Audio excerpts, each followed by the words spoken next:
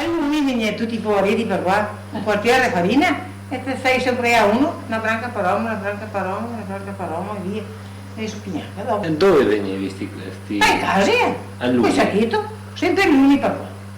Perché lui? Non mica tomare in mossa. Ogni volta che si giro quell'unica qua, magari non trovi chi fa San Giuseppe per qua, e per qua e per là, è sempre l'unico. Si veniva sotto mezzogiorno, fai sempre una spesa fuori di mangiare, e dormire per stare fuori a sera.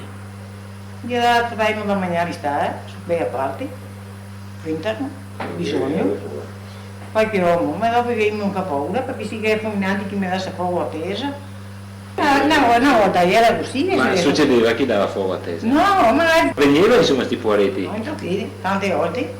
Anche a dormire da mezza settimana. Io dormivo, se ora mio figlio dormì stasera, perché dopo domani mattina cammino.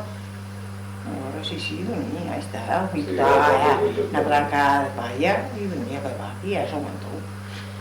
E lunedì, sempre, no, ce n'è una dentro un'altra, questa che ti, e te verria, in mea. E ti metti una branca farina. Sì, ma cosa ti ricordo che veniva dopo e andava a e vengono, e pischei. Che già parava e si occupava della roba. Così. Allora una branca di farina, mi conteneva, ricordo. E se non te... Lui vedeva i sì vecchia da famiglia. No, anche noi, nel marrone, che comprai un paio di galline, roba, che veniva, in di mea piena. E che vendeva ciò, ecco te che vieni a comprarla, ma... Da comprare lo prezzo. Ma gli operai, dicevo? Sì. E se non te che dai la branca di farina, che no? E non te che dai 5 schei. E non bevi le scatole? No, tipi? no, te non si ha tanto in aria. Se non te che dai niente? No, ma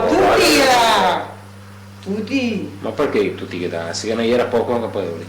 I contadini. Tutti che farina di Farina sì che ne aveva. Lui passava per qua i poriti. Fino a che anni sei che sei successo? I poriti, quanti anni? Io ero sposata, sì che pensa, avevo sposato 21 anni. Fino alla guerra praticamente, fino alla seconda guerra? Sì, poi a lui. E quanti passava? Ho conto una trentina. In tutta la giornata, tutti gli anziani. Era una porita che abitava a San Nicolò. E mi diceva quando che poi per sé mettimi via per non roba così, porita.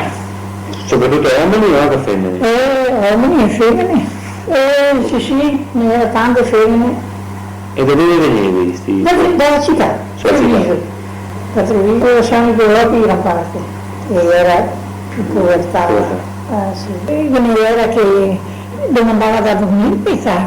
E venivano 3-4 persone solo. E mio papà gli diceva guarda mi cavare la paia e la via di stile e dormia. E stava quando aveva 4-5 lì a dormire. Dopo girava, sai, andava rimorginando per il paese. Perché lui diceva che aveva provato la vita, e sa cosa che sei.